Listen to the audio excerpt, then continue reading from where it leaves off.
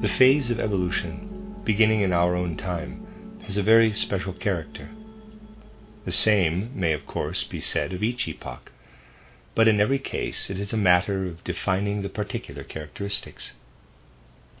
The present phase of evolution may be characterized in a general way by saying that all the experiences confronting mankind in the physical world during the Earth's further existence will represent a decline, a retrogression.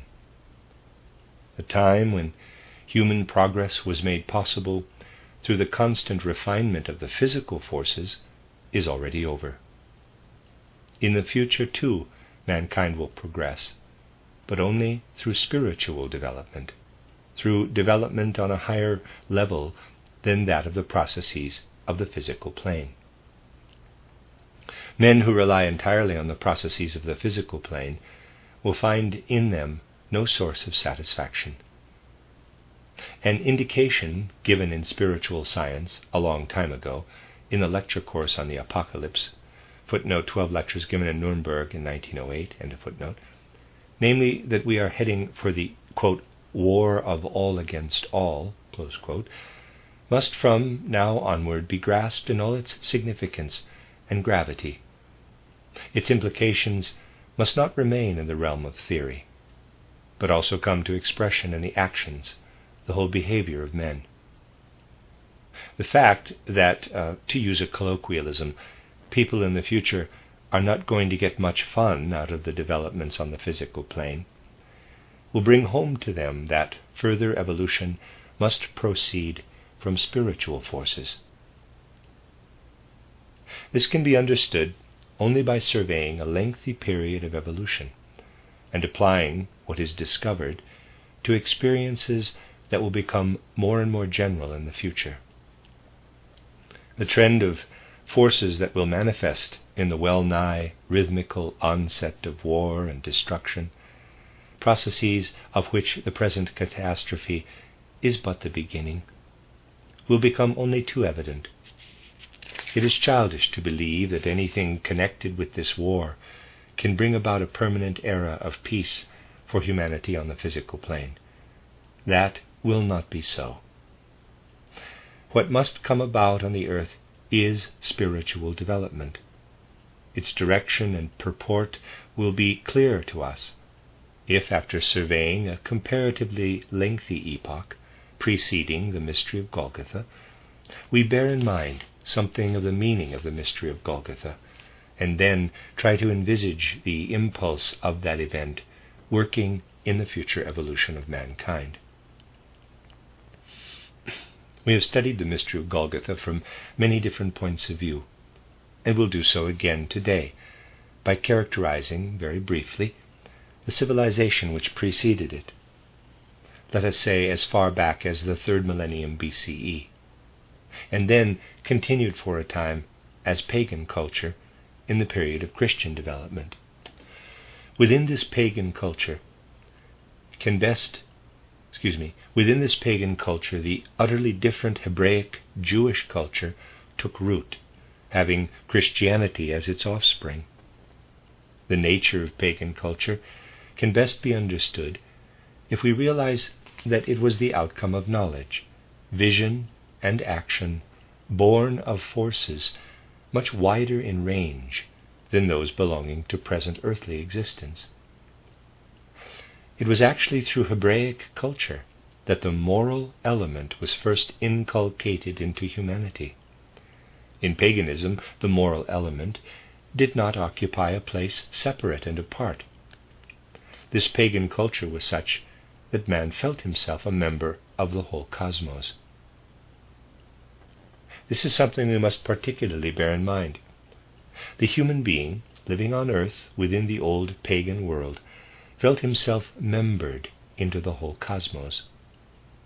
He felt how the forces at work in the movements of the stars extend into his own actions, or, better said, into the forces taking effect in his actions. What later passed for astrology, and does so still, is but a reflection, and a very misleading one at that, of the ancient wisdom gleaned from contemplation of the stars in their courses, and then used as the basis for precepts governing human action. These ancient civilizations can be understood only if light is thrown by spiritual science upon human evolution in its outer aspect some 4,000 or 5,000 years before Christ.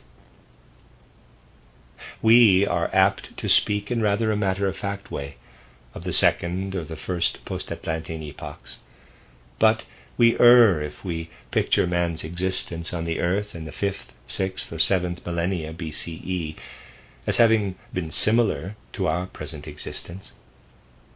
It is quite correct that men living on the earth in those ancient times had a kind of instinctive soul life, in a certain respect more akin to the soul life of animals than to that of present-day man. But it is a very one-sided conception of human life to say that in those ancient times men were more like animals.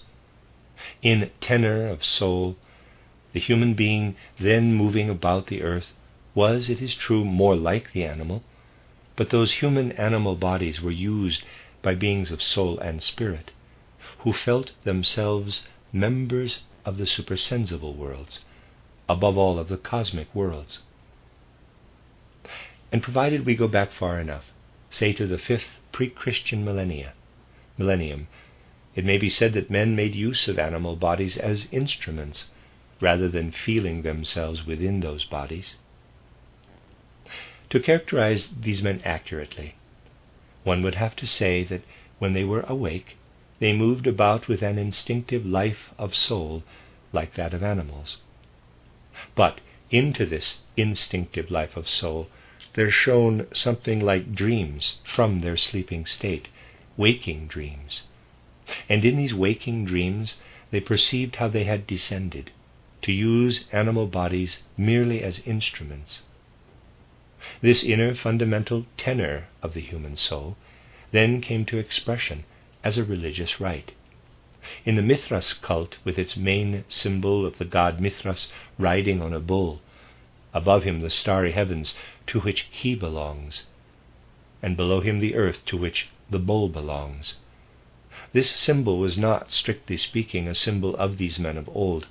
It was a vision of reality. Man's whole tenor of soul made him say to himself, "When I am outside my body at night, I belong to the forces of the cosmos, of the starry heavens. When I wake in the morning, I make use of animal instincts in an animal body." Then human evolution passed, figuratively speaking, into a period of twilight. A certain dimness, a certain lethargy spread over the life of humanity. The cosmic dreams receded and instinct gained the upper hand. The attitude of soul formerly prevailing in men was preserved through the mysteries, mainly through the Asiatic mysteries. But in the 4th millennium BCE, and until the beginning of the 3rd, humanity in general, when uninfluenced by the mystery wisdom, lived an existence pervaded by a more or less dim twilight consciousness. In Asia and the then known world, it may be said that during the 4th and at the beginning of the 3rd millennium, before the mystery of Golgotha, man's life of soul was dim and instinctive. But the mysteries were there, into which, through the powerful rites and ceremonies, the spiritual worlds were able to penetrate. And it was from these centers that men received illumination. At the beginning of the 3rd millennium, a momentous event took place. The root cause of this dim, more instinctive life may be characterized by saying that as a being of spirit and soul, man was still unable at that time to make use of the human organs of intellect. These organs were already within him. They had taken shape in his physical constitution, but the being of spirit and soul could not make use of them. Thus men could not acquire knowledge through their own thinking, through their own powers of intellectual discernment. They were dependent upon what was imparted to them from the mysteries. and then, about the beginning of the third millennium, a momentous event took place in the east of Asia. A child of a distinguished Asiatic family of the time was allowed to grow up in the precincts of the mystery ceremonies. Circumstances were such that this child was actually permitted to take part in the ceremonies, undoubtedly because the priests conducting the rites in the mysteries felt it as an inspiration that such a child must be allowed to participate. And when the being incarnate in that child had reached the age of about 40, approximately that age, something very remarkable came to light. It became evident, and there is no doubt at all that the priests of the mysteries had foreseen the event prophetically. It became evident that this man, who had been allowed to grow up in the precincts of one of the mystery centers in East Asia, began suddenly at the age of about 40 to grasp through the faculty of human intellect itself what had formerly come into the mysteries through revelation, and only through revelation. He was, as it were, the first to make use of the organs of human intellect, but still in association with the mysteries. Translating into terms of our present language how the priests of the mysteries spoke of this matter, we must say, in this man Lucifer himself was incarnated, no more and no less than that. It is a significant, momentous fact that in the third millennium before Christ, an incarnation of Lucifer in the flesh actually took place in the east of Asia. And from this incarnation of Lucifer in the flesh, this being became a teacher, there went forth what is described as the pre-Christian pagan culture which still survived in the gnosis of the earliest Christian centuries. It would be wrong to pass derogatory judgment on this Lucifer culture. For all the beauty produced by Greek civilization, even the insight that is still alive in ancient Greek philosophy and in the tragedies of Aeschylus, would have been impossible without this Lucifer incarnation. The influence of the Lucifer incarnation was still powerful in the south of Europe, in the north of Africa, and in Asia Minor during the first centuries of Christendom. And when the mystery of Golgotha had taken place on earth, it was essentially the Luciferic wisdom through which it could be understood. The gnosis, which set about the task of grasping the import of the mystery of Golgotha, was impregnated through and through with Luciferic wisdom. It must therefore be emphasized, firstly, that at the beginning of the third millennium BCE, there was a Chinese incarnation of Lucifer. At the beginning of our own era, the incarnation of Christ took place. And to begin with, the significance of the incarnation of Christ was grasped because the power of the old Lucifer incarnation still survived. This power did not actually fade from man's faculty of comprehension until the 4th century A.D., and even then it had its aftermath, its ramifications. To these two incarnations, the Lucifer incarnation in ancient times and the incarnation of Christ which gives the earth its meaning, a third incarnation will be added in a future not so very far distant. And the events of the present time are already moving in such a way as to prepare for it. Of the incarnation of Lucifer at the beginning of the third millennium BCE, we must say, through Lucifer, man has acquired the faculty of using the organs of his intellect, of his power of intellectual discernment. It was Lucifer himself in a human body who was the first to grasp through the power of intellect what formerly could be imparted to man only through revelation, namely the content of the mysteries. What is now in preparation, and will quite definitely come to pass on earth in a none too distant future, is an actual incarnation of Ahriman. As you know, since the middle of the 15th century, we have been living in an era in which it behooves mankind to come more and more into possession of the full power of consciousness. It is of the very greatest importance that men should approach the coming incarnation of Ahriman with full consciousness of this event. The incarnation of Lucifer could be recognized only by the prophetic insight of the priests of the mysteries.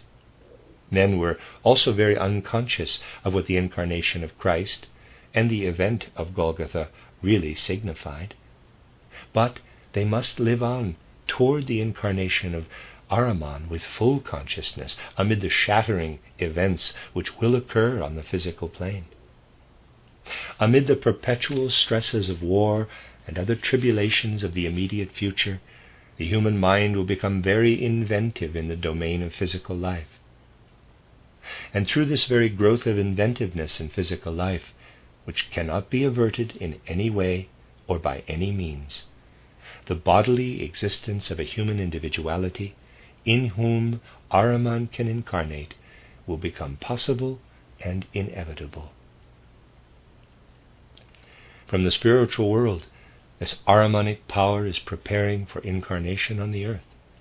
He is endeavoring in every conceivable way to make such preparation that the incarnation of Ahriman in human form may be able to mislead and corrupt mankind on earth to the uttermost.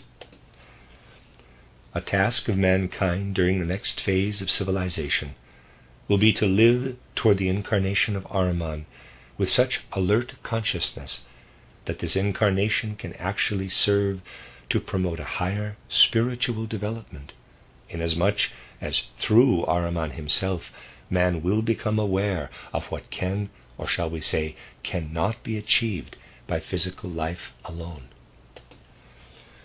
But men must go forward with full consciousness toward this incarnation of Ahriman and become more and more alert in every domain, in order to recognize with greater and greater clarity those trends in life which are leading toward this Ahrimanic incarnation. Men must learn from spiritual science to find the key to life, and so be able to recognize and learn to control the currents leading toward the incarnation of Ahriman. It must be realized that Ahriman will live among men on the earth, but that in confronting him, men will themselves determine what they may learn from him, what they may receive from him. This, however, they will not be able to do unless from now onward they take control of certain spiritual and also unspiritual currents which otherwise are used by Ahriman for the purpose of leaving mankind as deeply unconscious as possible of his coming. Then, one day, he will be able to appear on earth and overwhelm men, tempting and luring them to repudiate earth evolution, thus preventing it from reaching its goal. To understand the whole process of which I have been speaking, it is essential to recognize the character of certain currents and influences, spiritual or the reverse. Do you not see the continually growing number of people at the present time who do not want any science of the Spirit, any knowledge of the spiritual? Do you not see how numerous are the people to whom the old forces of religion no longer give any inner stimulus? Whether they go to church or not is a matter of complete indifference to large numbers of human beings nowadays. The old religious impulses mean nothing to them. But neither will they bring themselves to give a thought to what can stream into our civilization as new spiritual life. They resist it, reject it, regard it as folly, as something inconvenient. They will not allow themselves to have anything to do with it. But you see, man as he lives on earth is veritably a unity. His spiritual nature cannot be separated from his physical nature. Both work together as a unity between birth and death. And even if man does not receive the spiritual through his faculties of soul, the spiritual takes effect nevertheless. Since the last third of the 19th century, the spiritual has been streaming around us. It is streaming into earthly evolution. The spiritual is there in very truth, only men are not willing to receive it. But even if they do not accept the spiritual, it is there. And what becomes of it? Paradoxical as it may seem, for much that is true seems paradoxical to the modern mind, in those people who refuse the spiritual and like eating and drinking best of all, in those people who refuse the spiritual and like eating and drinking best of all things in life, the spiritual streams unconsciously to them into the processes of eating and digestion. This is the secret of that march into materialism, which began about the year 1840, or rather was then in active preparation. Those who do not receive the spiritual through their souls receive it today nonetheless. In eating and drinking, they eat and drink the spirit. They are eaters of the soul and spirit. And in this way the spirit that is streaming into earth evolution passes over into the Luciferic element, is conveyed to Lucifer.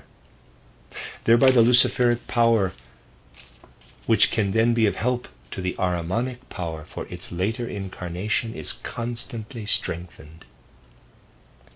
This must come to the knowledge of those who admit the fact that in the future men will either receive spiritual knowledge consciously or consume the spirit unconsciously, thereby delivering it into the hands of the Luciferic powers.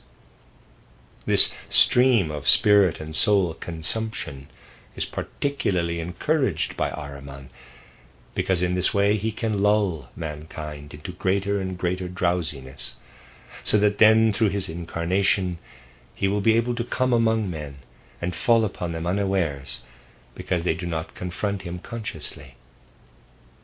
But Ahriman can also make direct preparation for his incarnation, and he does so. Certainly, men of our day also have a spiritual life, but it is purely intellectual, unconnected with the spiritual world. This purely intellectual life is becoming more and more widespread. At first it took effect mainly in the sciences, but now it is leading to mischiefs of every kind in social life as well. What is the essential character of this intellectual life? This intellectual life has very little to do with the true interests of men. I ask you, how many teachers do you not see today passing in and out of higher and lower educational institutions without bringing any inner enthusiasm to their science, but pursuing it merely as a means of livelihood? In such cases, the interest of the soul is not directly linked with the actual pursuit. The same thing happens even at school. Think how much is learned at the various stages of life without any real enthusiasm or interest. How external the intellectual life is becoming for many people who devote themselves to it. And how many there are today who are forced to produce a mass of intellectual material which is then preserved in libraries, and as spiritual life is not truly alive. Everything that is developing as intellectual life without being suffused by warmth of soul, without being quickened by enthusiasm, directly furthers the incarnation of Ahriman in a way that is after his own heart. It lulls men to sleep in the way I have described, so that its results are advantageous to Ahriman. There are numerous other currents in the spiritual or unspiritual life which Ahriman can turn to his advantage. You have lately heard, and you are still hearing it, that national states, national empires must be founded. A great deal is said about freedom of the individual peoples. But the time for founding empires based on relationships of blood and race is past and over in the evolution of mankind. If an appeal is made today to national, racial, or similar relationships, to relationships arising out of the intellect and not out of the spirit, then disharmony among mankind will be intensified. And it is this disharmony among mankind which Ahrimanic power can put to special use. Chauvinism, perverted patriotism in every form, This is the material from which Ahriman will build just what he needs. But there are other things as well. Everywhere today we see parties being formed for one object or another. People nowadays have no discernment, nor do they desire to have it where party opinions and party programs are concerned. With intellectual ingenuity, proof can be furnished in support of the most radically opposing theories. Very clever arguments can be used to prove the soundness of Leninism. But the same applies to directly contrary principles, and also to what lies between the two extremes. An excellent case can be made out for every party program, but the one who establishes the validity of the opposite program is equally right. The intellectualism prevailing among men today is not capable of demonstrating the inner potentialities and values of anything. It can furnish proofs, but what is intellectually proved should not be regarded as of real value or efficacy in life. Men oppose one another in parties because the soundness of every party opinion, at any rate the main party opinions, can be proved with equal justification. Our intellect remains at the surface layer of understanding, and does not penetrate to the deeper layer where the truth actually lies. This too must be fundamentally and thoroughly understood. People today prefer to let their intellect remain on the surface, and not to penetrate with deeper forces to those levels where the essential nature of things is disclosed. It is only necessary to look around a little, for even where it takes its most external form, life often reveals the pitfalls of current predilections. People love numbers and figures in science, but they also love figures in the social sphere as well.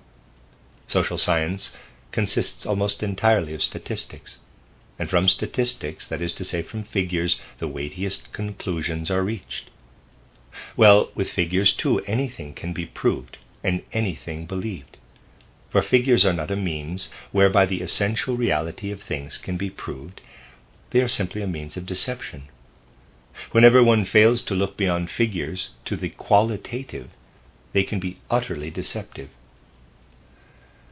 The following is an obvious example. There is, or at least there used to be, a great deal of argument about the nationality of the Macedonians. In the political life of the Balkan Peninsula, much depended upon the statistics compiled there. The figures are of just as much value as those contained in other statistics. Whether statistics are compiled of wheat and rye production, or of the numbers of Greek, Serbian, or Bulgarian nationals in Macedonia, in regard to what can be proved by these means, it is all the same. From the figures quoted for the Greeks, for the Bulgarians, for the Serbians, very plausible conclusions can be drawn. But one can also have an eye for the qualitative element. And then one often finds it recorded that the father was Greek, one son was Bulgarian, another was Serbian. What is at the back of it, you can puzzle out for yourselves. These statistics are taken as authoritative, whereas in this case they were compiled solely in support of party aims. It stands to reason that if the father is really a Greek, the two sons are also Greeks, but the procedure adopted there is just an example of many other things that are done with figures. Ahriman can achieve a great deal through figures and numbers used in this way as evidence of proof. A further means of which Ahriman can avail himself is again one that will seem paradoxical. As you know, we have been concerned in our movement to study the Gospels in the light of spiritual science. But these deeper interpretations of the Gospels, which are becoming more and more necessary in our time, are rejected on all sides, just as spiritual science as a whole is rejected. The people who often profess humility in these matters, and they are insistent about it, are actually the most arrogant of all. More and more generally it is being said that people should steep themselves in the very simplicity of the Gospels, and not attempt to understand the mystery of Golgotha by entering into the complexities of spiritual science. Those who feign unpretentiousness in their study of the Gospels are the most arrogant of all, for they despise the honest search for knowledge demanded in spiritual science. So arrogant are they that they believe the highest revelations of the spiritual world can be garnered without effort, simply by browsing on the simplicity of the Gospels. What claims to be humble or simple today is often supreme arrogance. In sects, in religious confessions, it is there that the most arrogant of men are to be found. It must be remembered that the Gospels came into existence at a time when the Luciferic wisdom still survived. In the first centuries of Christendom, men's understanding of the Gospels was quite different from what it came to be in later times. Today, people who cannot deepen their minds through spiritual science merely pretend to understand the Gospels. In reality, they have no idea even of the original meaning of the words. For the translations that have been made into the different languages are not faithful reproductions of the Gospels. Often they are scarcely even reminiscent of the original meaning of the words in which the Gospels were composed. Real understanding of the intervention of the Christ being in earthly evolution is possible today only through spiritual science. Those who want to study, or actually do study the Gospels without pretension, as the saying goes, cannot come to any inner realization of the Christ being as he truly is, but only to an illusory picture, or at very most a vision or hallucination of the Christ being. No real connection with the Christ impulse can be achieved today merely through reading the Gospels, but only an hallucinatory picture of the Christ. Hence the prevalence of the theological view that the Christ was not present in the man Jesus of Nazareth, who was simply an historical figure like Socrates or Plato or others, although possibly more exalted. The simple man of Nazareth is an ideal even to the theologians, and very few of them indeed can make anything of an event like Paul's vision at the gate of Damascus, because without the deepened knowledge yielded by spiritual science, the Gospels can give rise only to an hallucination of the Christ, not to vision of the real Christ. And so Paul's vision at Damascus is also regarded as an hallucination. Deeper understanding of the Gospels in the light of spiritual science is essential today, for the apathy that takes hold of people who are content to live merely within the arms of the denominations will be used to the utmost by Ahriman in order to achieve his goal, which is that his incarnation shall catch men unawares. And those who believe they are being most truly Christian by rejecting any development of the conception of the Christ mystery are, in their arrogance, the ones who do most to promote Ahriman's aims. The denominations and sects are positively spheres of encouragement, breeding grounds for Ahriman. It is futile to gloss these things over with illusions. Just as the materialistic attitude, rejecting the spiritual altogether, and contending that man is a product of what he eats and drinks, furthers Ahriman's aims, so are these aims furthered by the stubborn rejection of everything spiritual and adherence to the literal, simple conception of the Gospels. You see, a barrier which prevents the single Gospels from unduly circumscribing the human mind has been erected through the fact that the event of Golgotha is described in the Gospels from 4 seemingly contradictory sides. Only a little reflection will show that this is a protection from too literal a conception. In sects, however, where one Gospel only is taken as the basis of the teaching, and such sects are quite numerous, pitfalls, stupefaction, and hallucination are generated. In their day, the Gospels were given as a necessary counterweight to the Luciferic gnosis. But if no attempt is made to develop understanding of their content, the aims of Ahriman are furthered, not the progress of mankind. In the absolute sense, nothing is good in itself, but is always good or bad according to the use to which it is put. The best can be the worst if wrongly used. Sublime though they are, the Gospels can also have the opposite effect if men are too lazy to search for a deeper understanding based on spiritual science. Hence, there is a great deal in the spiritual and unspiritual currents of the present time, of which men should be acutely aware, and determine their attitude of soul accordingly. Upon the ability and willingness to penetrate to the roots of such matters will depend the effect which the incarnation of Ahriman can have upon men, whether this incarnation will lead them to prevent the earth from reaching its goal, or bring home to them the very limited significance of intellectual unspiritual life.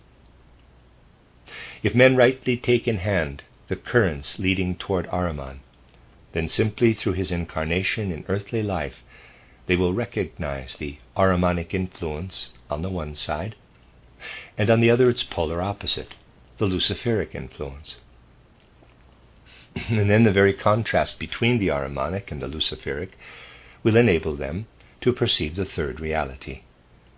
Men must consciously wrestle through to an understanding of this trinity of the Christian impulse, the Ahrimanic and the Luciferic influences. For without this consciousness, they will not be able to go forward into the future with the prospect of achieving the goal of earth existence. Spiritual science must be taken in deep earnestness, for only so can it be rightly understood.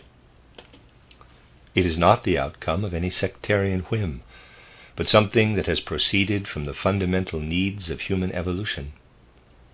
Those who recognize these needs cannot choose between whether they will or will not endeavor to foster spiritual science. On the contrary, they will say to themselves, the whole physical and spiritual life of men must be illumined and pervaded by the conceptions of spiritual science.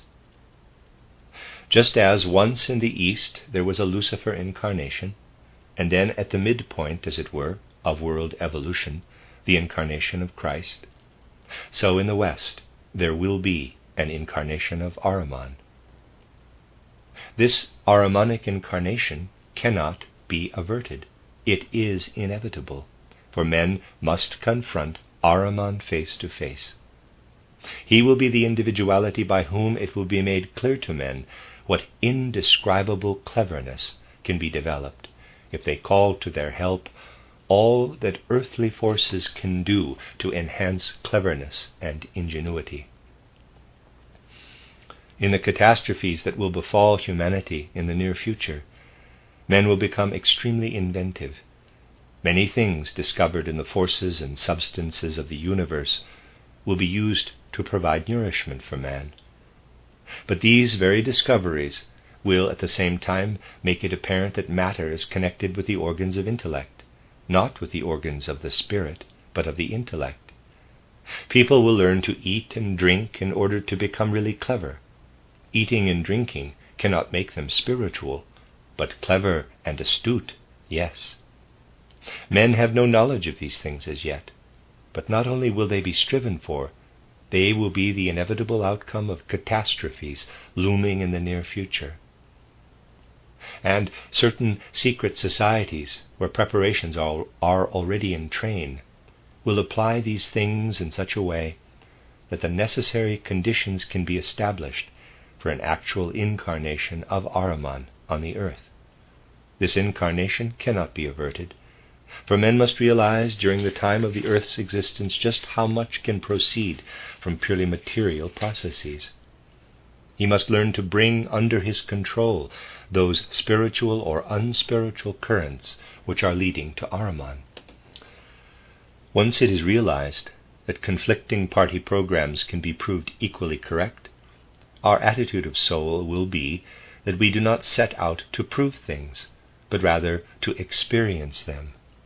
For to experience a thing is a very different matter from attempting to prove it intellectually. Equally, we shall be convinced that deeper and deeper penetration of the Gospels is necessary through spiritual science. the literal, word-for-word acceptance of the Gospels that is still so prevalent today, promotes Ahrimanic culture. Even on external grounds, it is obvious that a strictly literal acceptance of the Gospels is unjustified. For as you know, what is good and right for one time is not right for every other time. What is right for one epoch becomes Luciferic or Ahrimanic when practiced in a later one. The mere reading of the Gospel texts has had its day. What is essential now is to acquire a spiritual understanding of the mystery of Golgotha in the light of the truths enshrined in the Gospels. Many people, of course, find these things disquieting, but those whose interest is attracted by anthroposophy must learn to realize that the levels of culture, gradually piling one above the other, have created chaos, and that light must penetrate again into this chaos.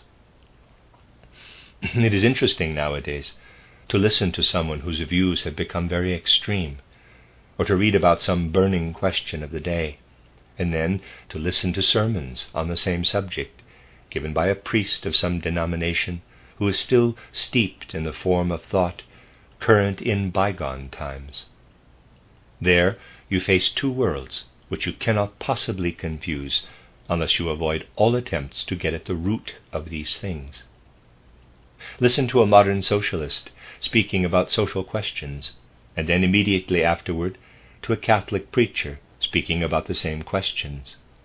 It is very interesting to find two levels of culture existing side by side, but using the words in an entirely different sense. The same word has quite a different meaning in each case. These things should be seen in the light that will dawn if they are taken in the earnest spirit we have been trying to convey. People belonging to definite religions do also come in the end to long, in their own way, for spiritual deepening. It is by no means without significance that a man as eminently spiritual as Cardinal Neumann, ardent Catholic though he was, should say at his investiture as cardinal in Rome that he could see no salvation for Christianity other than a new revelation. In effect, what Cardinal Neumann said was that he could see no salvation for Christianity other than a new revelation. But he had not the courage to take a new spiritual revelation seriously, and so it is with many others. You can read countless treatises today about what is needed in social life. Another book has recently appeared, Socialism, by Robert Wilbrandt, the son of the poet. In it, the social question is discussed on the foundation of accurate and detailed knowledge.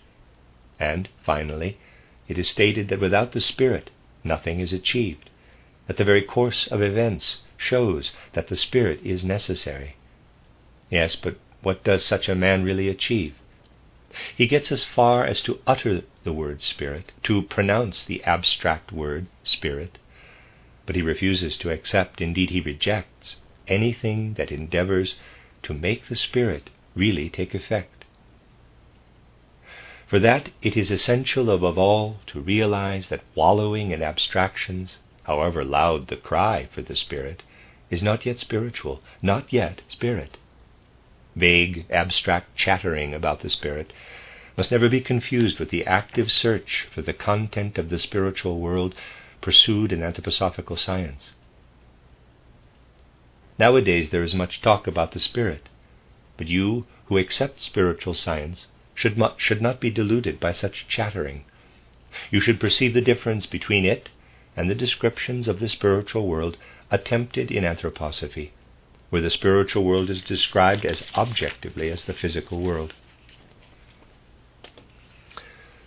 You should probe into these differences, reminding yourselves repeatedly that abstract talk of the Spirit is a deviation from sincere striving for the Spirit, and that by their very talk people are actually removing themselves from the Spirit. Purely intellectual allusion to the Spirit leads nowhere. What then is intelligence? What is the content of our human intelligence? I can best explain this in the following way.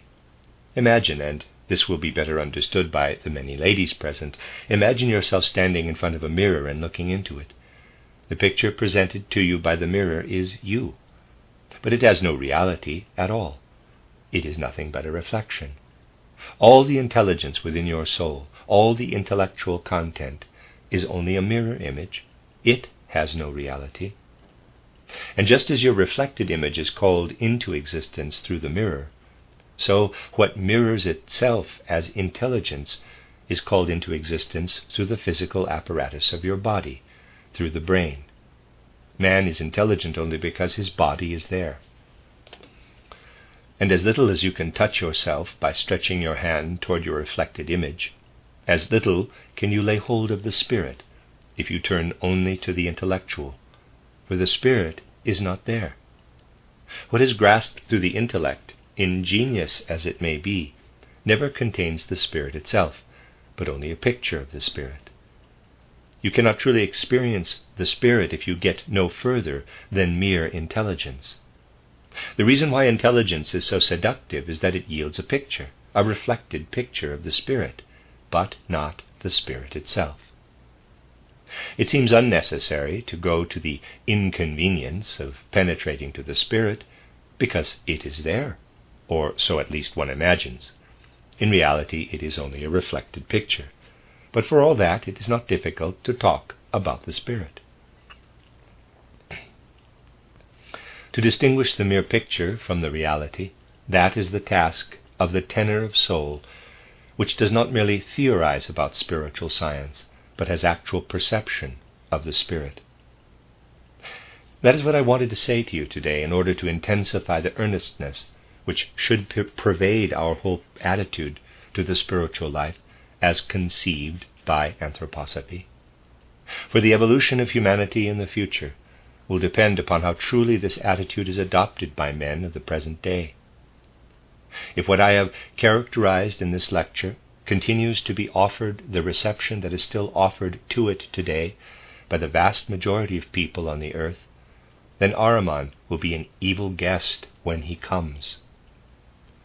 But if men are able to rouse themselves to take into their consciousness what we have been studying, if they are able so to guide it that humanity can freely confront the Ahrimanic influence, then when Ahriman appears, men will acquire, precisely through him, the power to realize that although the earth must enter inevitably into its decline, mankind is lifted above earthly existence through this very fact. When a man has reached a certain age in physical life, his body begins to decline. But if he is sensible, he makes no complaint, knowing that together with his soul he is approaching a life that does not run parallel with this physical decline. There lives in mankind something that is not bound up with the already prevailing decline of the physical earth, but becomes more and more spiritual just because of this physical decline. Let us learn to say frankly, yes, the earth is in its decline, and human life too, in respect of its physical manifestation. But just because it is so, let us muster the strength to draw into our civilization that element which, springing from mankind itself, will live on while the earth is in decline, as the immortal fruit of earth evolution.